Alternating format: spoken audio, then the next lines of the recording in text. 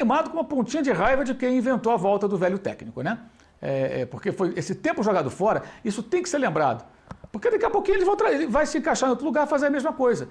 Se aproveitar essas oportunidades, gente, para voltar ao mercado e mostrar-se algo diferente, ok, mas não é sempre a mesma coisa. É sempre a mesma coisa. Então foi tempo jogado no lixo. É um exemplo de como não fazer. Né? E as pessoas que escolheram seguem no clube. Os diretores que escolheram, o presidente, seguem no clube. E o Abel ele pode mudar o rumo, pode levar o Palmeiras a ganhar 3 títulos, pode fazer tudo. Mas tudo de errado que foi cometido ao longo do ano, isso tem que ser lembrado até para que eles não façam novamente as mesmas bobagens que fizeram, como sair do Sampaoli para o Luxemburgo. Né? A gente falou sobre isso aqui várias vezes, mas é realmente surreal. Tempo desperdiçado e pontos desperdiçados do Campeonato Brasileiro.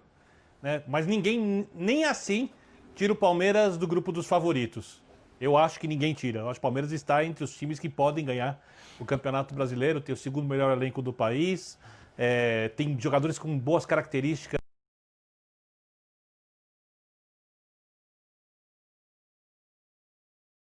E características diferentes. Como o Flamengo do Jorge Jesus, é impossível. Né? Mesmo talvez o Flamengo não jogasse esse ano o futebol do ano passado. Poderia ser melhor, pior, mas igualzinho, pelos mesmos caminhos. Certamente ele teria que buscar algumas alternativas para não se repetir.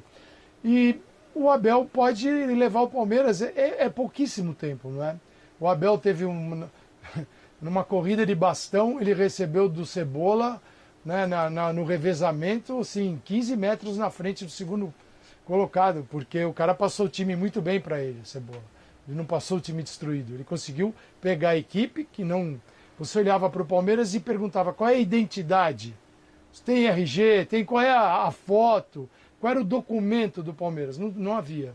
E o Palmeiras passou, o Cebola entregou para o Abel Ferreira com um documento, olha, esse aqui é o Palmeiras, dá para jogar dessa forma.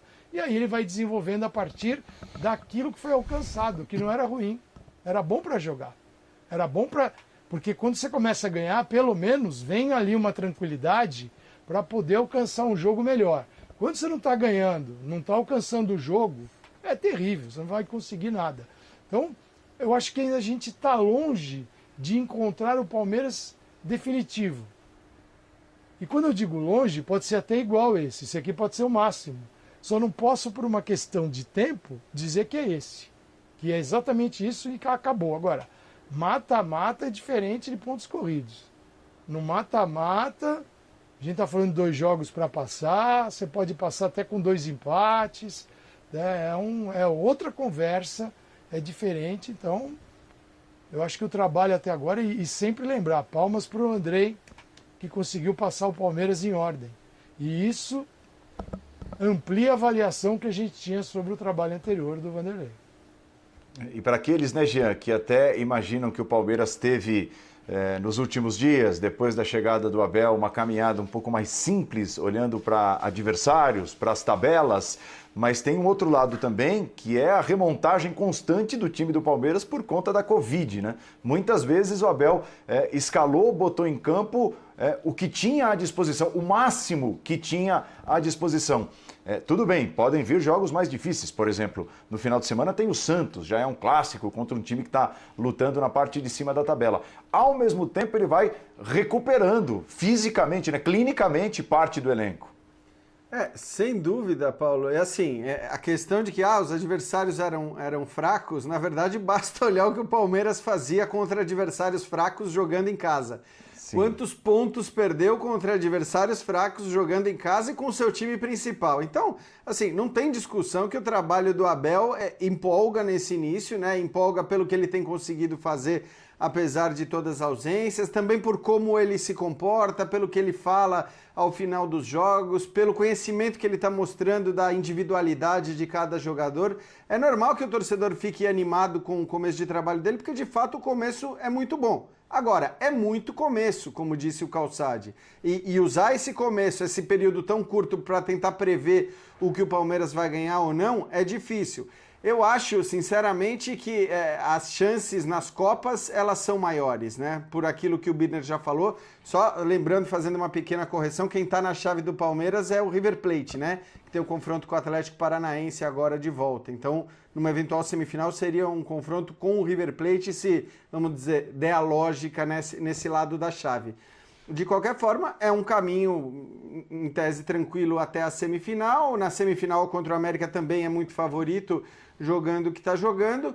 E no Campeonato Brasileiro, aí eu acho que é outra história, né? Aí até para pegar o gancho da comparação com o Jorge Jesus, primeiro que se ele conseguisse repetir, ele teria que fazer um trabalho ainda superior ao do Jorge Jesus, porque a gente está falando de um time titular que não é tão forte quanto é o time do Flamengo, né? Então, conseguir repetir tudo do ponto de vista da conquista e também do futebol mostrado, ele teria que fazer um trabalho excepcional. Eu acho que os concorrentes que ele tem hoje também são mais fortes, porque você tem um Flamengo que, embora não tenha entrado nos trilhos ainda, tem um elenco espetacular, né? E bem mais forte, para mim, inclusive, que o do próprio Palmeiras. Tem um Atlético que, olhando só para o Campeonato Brasileiro, tem tudo para brigar até o final ali.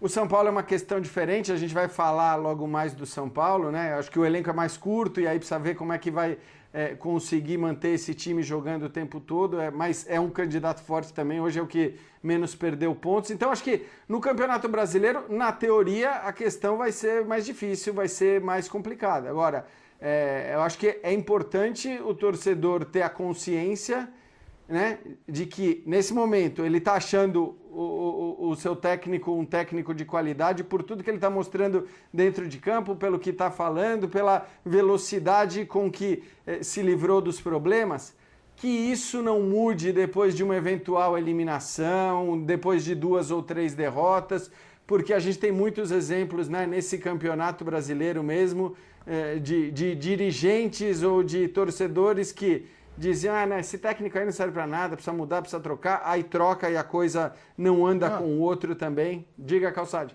A gente, quando fala do elenco do Palmeiras, fala também muito em função de uma percepção anterior de um trabalho que não decolava. Então, isso é claro, o rendimento, o individual não consegue, apenas por ele, elevar o patamar e o tamanho do time. Então é preciso trabalhar uma equipe coletivamente, para mim, que é a essência do jogo. Time bem trabalhado coletivamente, pega os bons jogadores e os transforma em jogadores melhores ainda. Isso ainda não aconteceu no Palmeiras. Talvez esteja no processo no início ainda, talvez para a gente olhar. O Vinha veio e tomou conta. Mas o Rony que tinha característica, que o Vanderlei falava, que era um time que jogava no contra-ataque, o Palmeiras hoje conseguiu enquadrar o Rony favoravelmente. O Rony está melhorando. O Rafael Veiga era o festival dos meias. O Rafael Veiga hoje super necessário. Isso demorou para acontecer. O que eu quero dizer, se o Palmeiras conseguir evoluir, extrair um pouquinho mais, né, por meio do jogo coletivo de cada jogador, talvez a nossa percepção do elenco ela mude. Não será uma mudança radical, a gente sabe disso, mas vai valorizar os jogadores que até então, por exemplo, o Zé Rafael é outro nome. Então, Calçade, mas é que eu acho que assim, para mim, o que estava equivocado era a análise que muita gente fazia antes. Esse papo de elenco super valorizado do Palmeiras, esse papo de que não, o Palmeiras precisa de um meia. Se não contratar um meia, não vai conseguir sair do lugar. A diretoria está devendo um meia para o Luxemburgo. Ela prometeu que o Luxemburgo precisa de um meia, porque senão não dá jogo. Era evidente, era óbvio que o problema não era a falta de jogador, a falta de meia, de lateral, do que quer que fosse. Era muito evidente. Então, para mim, eu faço sempre a avaliação quando a gente fala sobre elenco. A minha avaliação, e eu entendo o que você está dizendo, é claro que o coletivo é essencial e é importante para fazer os caras jogarem, mas para mim, quando a gente faz uma avaliação sobre qualidade do elenco, eu levo em consideração não o que eles estão jogando, mas o que eles poderiam jogar, né? Porque, senão, o que é avaliar o elenco? A gente vai... Aí não é avaliar elenco, aí é avaliar o desempenho, o rendimento dentro de campo. Isso é uma coisa. Para mim, a avaliação de elenco é olhar para a lista de jogadores, 22, 23, 24, 25, e dizer, peraí, Tem cara bom aqui, tem cara ruim. Esse elenco tem um equilíbrio entre defensores, meio-campistas e atacantes. Tá faltando alguma posição, é muito carente e isso vai ser um problema. E eu olho para o Palmeiras desde o começo da temporada e não vejo nenhum problema sério. É o segundo melhor elenco do Brasil, só que não jogava futebol nenhum, né? E era tão óbvio que se as pessoas que acompanham linha de passe se lembram daquilo que a gente dizia durante a fase Vanderlei Luxemburgo, a forma como o Palmeiras está jogando é exatamente a maneira como a gente dizia que o Palmeiras devia jogar.